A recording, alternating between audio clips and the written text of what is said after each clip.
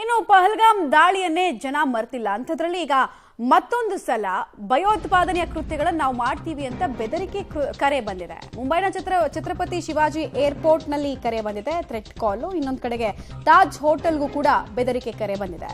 Email ಮೂಲಕ ಪೊಲೀಸರ ಅಧಿಕೃತ ಮೇಲ್ ಐಡಿಗೆ ಈ ಸಂದೇಶವನ್ನ ಹಾಕೋ ಕೆಲಸವನ್ನು ಕೆಲವರು ಮಾಡಿದ್ದಾರೆ.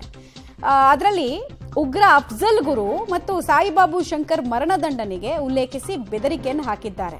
ಇಬ್ಬರನ್ನ ನ್ಯಾಯವಾಗಿ ಗಲ್ಲಿಗೇರಿಸ್ಬಿಟ್ರು, ಇಬ್ರು ಕೂಡ ಪುಣ್ಯಾತ್ಮರು ಮಹಾತ್ಮರು ಅಂತ ಇಮೇಲ್ನಲ್ಲಿ ಉಲ್ಲೇಖ ಆಗಿದೆಯಂತೆ. ಇದಕ್ಕೆ ಪ್ರತೀಕಾರವಾಗಿ ನಾವು ಬಾಂಬ್ ಸ್ಫೋಟವನ್ನು ಇಂತಿಂಥ ಜಾಗದಲ್ಲಿ ಮಾಡ್ತೀವಿ ಅನ್ನೋದು ಬೆದರಿಕೆ ಬೆನ್ನಲ್ಲೇ ವಿಮಾನ ನಿಲ್ದಾಣ ಮತ್ತು ಹೋಟೆಲ್ನಲ್ಲಿ ತಪಾಸಣೆಗಳು ಆಗ್ತಾ ಇದೆ. ಇಲ್ಲಿ ತನಕ ಯಾವುದೇ ಅನುಮಾನಾಸ್ಪದ ವಸ್ತುಗಳು ಪತ್ತೆಯಾಗಿಲ್ಲ. ಸೊ ಇದೊಂದು ಹುಸಿ ಬಾಂಬ್ ಕರೆ ಅನ್ನುವಂತಹ ವಿಶ್ಲೇಷಣೆ ಸದ್ಯ ಕೇಳಿ ಬರ್ತಾ ಇದೆ. ಬಟ್ ಹೈ ಅಲರ್ಟ್ ನಲ್ಲಿ ಇಡೀ ದೇಶದ ಪ್ರಮುಖ ಸ್ಥಳಗಳಿದೆ. 2008ರ ಮುಂಬೈ ಟೆರರ್ ಅಟ್ಯಾಕ್ ಅನ್ನ ಕಂಡು ನಲುಗಿ ಹೋಗಿತ್ತು ತಾಜ್ ಹೋಟೆಲ್. ಈಗ ಮತ್ತೆ ತಾಜ್ ಹೋಟೆಲ್ ಅನ್ನೇ ಉಲ್ಲೇಖಿಸಿ ಇಲ್ಲಿ ನಾವು ಸ್ಫೋಟ ಮಾಡ್ತೀವಿ, ಇಲ್ಲಿ ಜನರ ಮಾರಣ ಹೋಮ ಮಾಡ್ತೀವಿ ಅಂತ ಹೇಳ್ತಾ ಇದ್ದಾರೆ.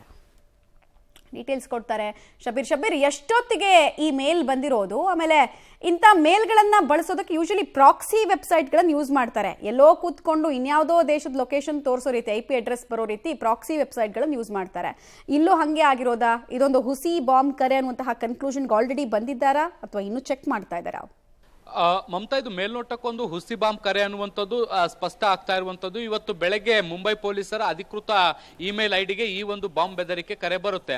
ಅಫ್ಜಲ್ ಗುರು ಸೇರಿದಂತೆ ಕೆಲವೊಂದಿಷ್ಟು ನಾಯಕರೇನಿದ್ದಾರೆ, ಅವರ ನಾಯಕರುಗಳು ಅವರನ್ನ ಏನು ಅನ್ಯಾಯವಾಗಿ ಅವ್ರನ್ನ ಗಲ್ಲಿಗೇರಿಸಲಾಗಿದೆ. ಅದಕ್ಕೆ ಪ್ರತೀಕಾರದ ಭಾಗವಾಗಿ ನಾವು ತಾಜ್ ಹೋಟೆಲ್ ಮತ್ತೆ ಮುಂಬೈನ ಇಂಟರ್ನ್ಯಾಷನಲ್ ಏರ್ಪೋರ್ಟ್ ಏನಿದೆ ಅದನ್ನ ನಾವು ಬಾಂಬ್ ಬಿಟ್ಟು ಸ್ಫೋಟಿಸ್ತೇವೆ ಅನ್ನುವಂತ ಬೆದರಿಕೆಯನ್ನ ಹಾಕಲಾಗಿತ್ತು. ಈ ಬೆದರಿಕೆಯ ಬೆನ್ನಲ್ಲೇ ಎರಡೂ ಕಡೆಗೂ ಕೂಡ ಭದ್ರತೆಯನ್ನು ಹೆಚ್ಚಿಸುವಂತ ಕೆಲಸವನ್ನ ಮಾಡಲಾಗಿದೆ. ಮತ್ತೆ ಬಾಂಬ್ ನಿಷ್ಕ್ರಿಯ ದಳ ಸೇರಿದಂತೆ ಬೇರೆ ಬೇರೆ ಸಂಸ್ಥೆಗಳೇನು ಬರ್ತವೆ ಅವೆಲ್ಲವೂ ಕೂಡ ತಪಾಸಣೆಗಳನ್ನ ಒಳಪಡಿಸುವಂತ ಕೆಲಸವನ್ನ ಕೂಡ ಮಾಡಿದವೆ. ಸುದೀರ್ಘವಾದಂತಹ ತಪಾಸಣೆ ಮಾಡಿದ ಬಳಿಕವೂ ಕೂಡ ಯಾವುದೇ ರೀತಿಯಾದಂತಹ ಅನುಮಾನಾಸ್ಪದ ವಸ್ತುಗಳು ಪತ್ತೆಯಾಗಿಲ್ಲ.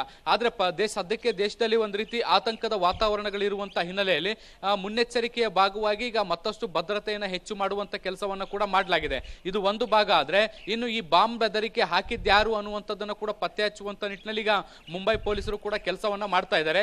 ಈ ಹಿಂದೆಯೂ ಕೂಡ ಸಾಕಷ್ಟು ಮುಂಬೈನಲ್ಲಿ ಇದೇ ರೀತಿಯಾದಂತಹ ಕಾಲೇಜ್ಗಳಾಗಿರ್ಬೋದು, ಮುಂಬೈನ ತಾಜ್ ಹೋಟೆಲ್ ಆಗಿರ್ಬೋದು, ಏರ್ಪೋರ್ಟ್ ಆಗಿರ್ಬೋದು, ಈ ರೀತಿಯಾದಂತಹ ಸ್ಥಳಗಳಿಗೆ ಈ ಹಿಂದೆಯೂ ಕೂಡ ಬಾಂಬ್ ಬೆದರಿಕೆಗಳು ಕರೆಗಳು ಬಂದಿದ್ವು. ಅವೆಲ್ಲವೂ ಕೂಡ ಹುಸಿಯಾಗಿದ್ವು. ಮತ್ತೆ ಕೆಲವೊಂದಿಷ್ಟು ಸ್ಥಳೀಯರೇ ಈ ರೀತಿಯಾದಂತಹ ಪ್ರಯತ್ನಗಳನ್ನ ಕೂಡ ಮಾಡಿದ್ರು. ಸೊ ಈಗಲೂ ಕೂಡ ಅಂತದ್ದೇ ಪ್ರಯತ್ನ ಆಗಿದೆಯಾ ಅನ್ನೋದಕ್ಕೆ ಸಂಬಂಧಪಟ್ಟಂತೆ ಸದ್ಯಕ್ಕೆ ಮುಂಬೈನ ಪೊಲೀಸರು ತನಿಖೆಯನ್ನ ಮಾಡ್ತಿದ್ದಾರೆ. ಮಮತಾ, ಓಕೆ, ಹಾಗೆ ಸಂಪರ್ಕದಲ್ಲಿರಿ ಸದ್ಯಕ್ಕೆ.